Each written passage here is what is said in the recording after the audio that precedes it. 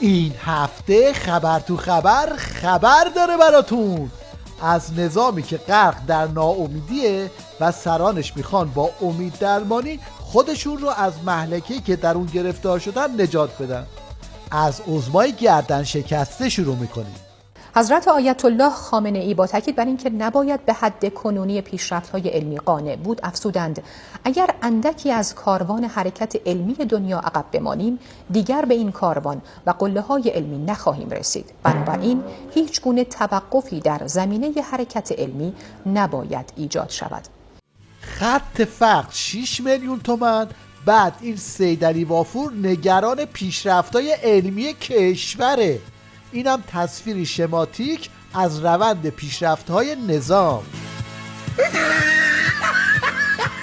این حجت الاسلام هپروتی هم روزه امید درمانی میخونه و اینجوری سر بسیجی ها رو شیره میماله. وقتی مقام معظم رهبری هم فرمود خود مردم امید بدید، همش خاکستری و سیاه نمایی نشه. بالاخره این کشور با این موج متخصص، شما یه وقتی تو این قوم میتونید 2 تا متخصص قلب پیدا کنید. این همه رشد پزشکی، رشد در حوزه دانشمندان قوی توی حوزه های علمیه پاسخگو، رشد نرم افزارها، رشد از میگم نظامی، خیلی توی این مسائل علمی خیلی پیشرفت کردیم ما.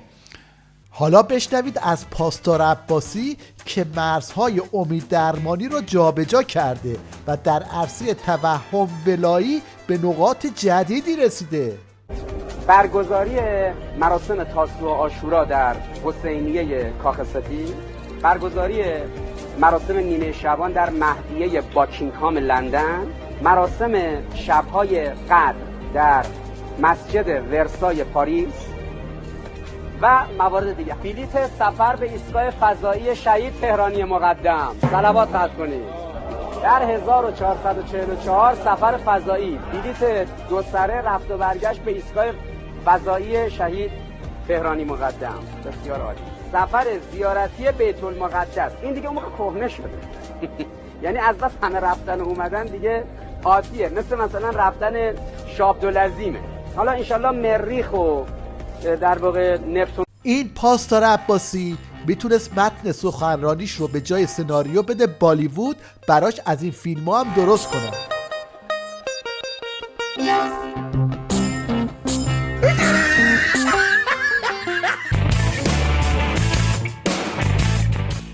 تیویریش هم در راستای همین امید درمانی اومد برگ جدید رو کنه. نتیجهش این فضاحتی شد که ملاحظه میکنید.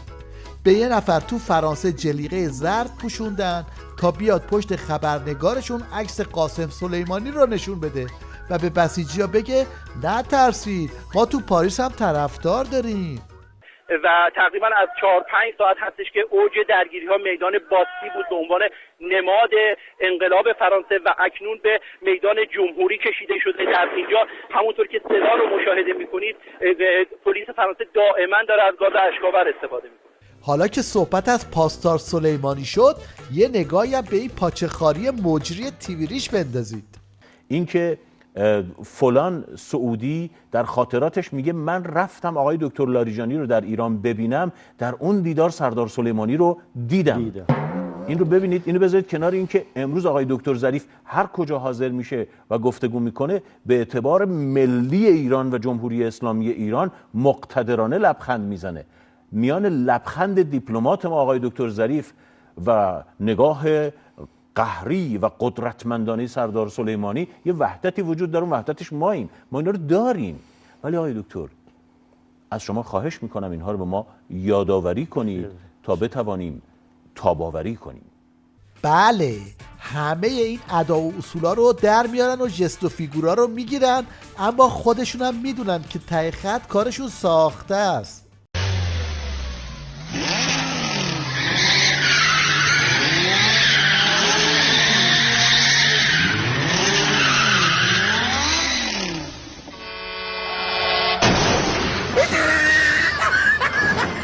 اون لبخند ظریف که مجری تاب‌آور نظام ازش حرف میزد مال خارجی هست. حاجی ظریف وقتی میره توی مجلس نظام اینجوری به هاپ هاپ میفته. چرا بدعهدی دولت رژیم جنایتکار آمریکا رو به اسم جمهوری اسلامی تمام میکنید؟ چرا افتخار کشور رو ترکمانچای بهش نام میگذارید؟ ما تعهد کافی گرفتیم، گزارش هم دادیم، اما رژیم آمریکا از این تعهد خارج شد، کما اینکه از هزاران تعهد دیگرش خارج شده. دولتی که به اصول مسلم حقوق بین الملل هیچ احترامی نمیگذاره، از این دولت چه توقعی دارید؟ کی میگه ما بر اساس اعتماد عمل کردیم؟ ما گزارش اجرای برجام رو به مجلس ارائه کردیم، لذا شما تصمیم میگرفتید، هر تصمیمی هم بخواید بگیرید انجام میدیم. تصمیم با من نیست. خلاصه وضعیت آخوندا تو این اوضاع و احوال یه چیزی تو این مایه هاست.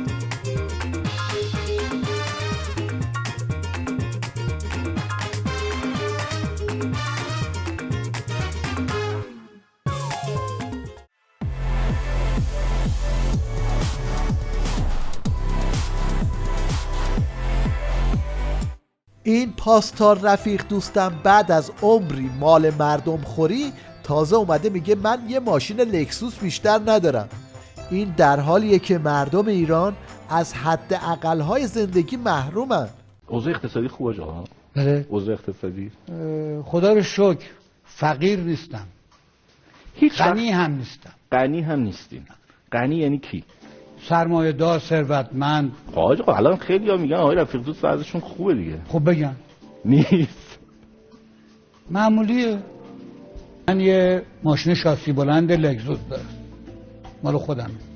نه ما که مشکل نداشتیم. گفتیم مال کسی. خارج از تهران زیاد میرم میام. بیرون. باید اون داشته باشم. گرونم شده الان آقا. من اون موقع خریدم 200 میلیون تومان خریده بودم. بله، پول و لکسوس و زندگی مرفه از آن آخوندا و پاسدارهای گردن کلفته و سهم مردم هم مطابق نسخه آخوندا چیزی جز صبر و تحمل نیست. اگه من به عنوان مسئول کم کاری کردم و در جامعه گرانی ایجاد شد، من باید جواب بدم. اما من الان مسئول نیستم، من مردم عادیم. در برابر اینها باید چیکار کنم؟ در برابر این شرایط باید چیکار کنم؟ باید صبر کنم. این صبر لازمه ی حیات بشره، حیات معنوی رو عرض میکنم. این صبر باید با ما باشه. البته خودشون هم میدونن که این روزخونی ها دیگه فایده‌ای نداره و فاز شرشر و ریزشه. یه اتفاقی بیفته که تلفات کمتر بدیم، چون ریزش داریم به هر حال، به دلیل تبلیغات بسیار سنگینی که دارن میکنن خانواده ها رو پکوندن.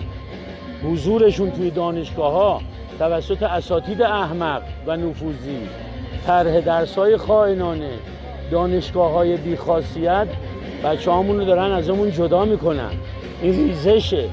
برای اینکه جلوی این ریزش ها رو بگیرن، طبق معمول به این تفنگبازی‌های مسخره رو آوردن. غرش اقتدار ایران در بزرگترین رزمایش ارتش در دومین و آخرین روز رزمایش اقتدار 97 که روز گلوله باران یگانهای زرهی بود، مواضع دشمن فرضی با موفقیت هدف گرفته و منهدم شد.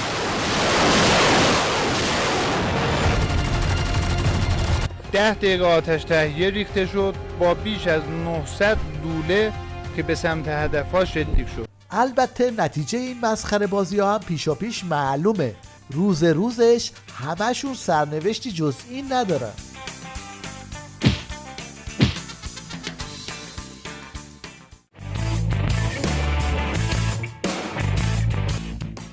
عظما همه فرمونهای نظام از دستش خارج شده، حالا دنبال فرمون فضای مجازیه. فضای مجازی آری، لکن باید فرمونش دست نظام باشه. فضای مجازی که فرمونش دست آخونده باشه احتمالاً اینجوری میشه.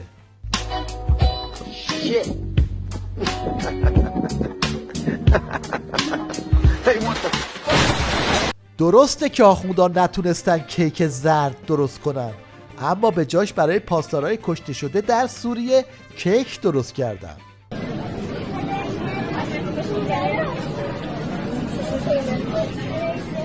به یاد شهدای مدافع حرم درست کرده آقای محمد محمد چشمای بچه خیلی حس عجیبی رو میده.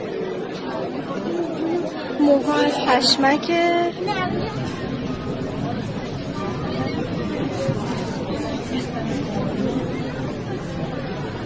خیلی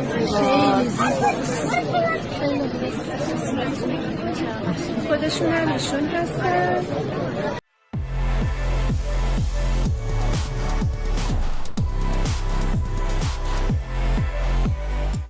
نوبتی هم که باشه نوبت میرسه به دستاوردهای اقتصادی مقاومتی و محصولات داخلی.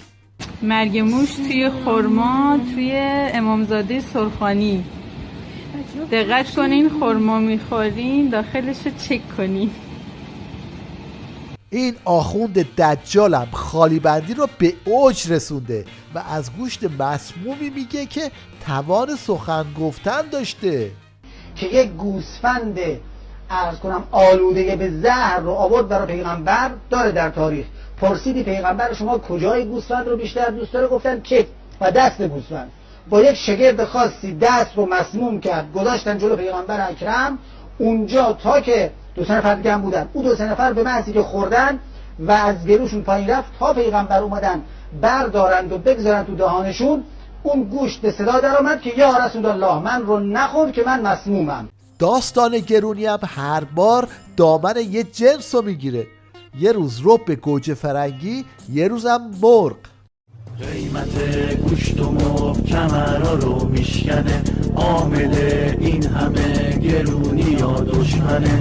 وا بده ول بکن پول تو حسابا کمه، قیمت گوشت و مرغ شده بلای همه. آقای مسئول بازیش گرفته، میگه که جنسا بالا نرفته، میگه تورم اصلا نبوده، میخوام بدونم ساقیش کی بوده.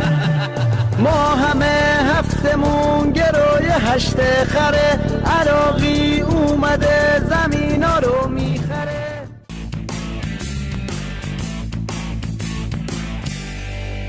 این هم نمونه ای از فرهنگ سازی در تیویریش. کارشناس بسیجی اومده تا توی تلویزیون سراسری تبلیغ تریاک کنه. قبلا مثلا دندون درد بود، گوش درد بود، نه با تریاک علاج میشد. حتی عمرهای طولانی با تریاک پیدا میکردن مردم و حتی ضعف‌های پیری و حتی مثل دیابت مثل بقیه‌اش با تریاک چیز میکردن. معناش یعنی پادزهر. آره. اول که گرایش به مواد مخدر چیه اصلا؟ یعنی آیا بده یا خوبه؟ عادی نبود، طبیعت نبود، بشر دنبالش نمیرفت. ما الان معتاد به چایی هستیم. و هم داری اون آبدارخونه ها همه برای حاکمن، برای حتی وزیرش هم حاکمن.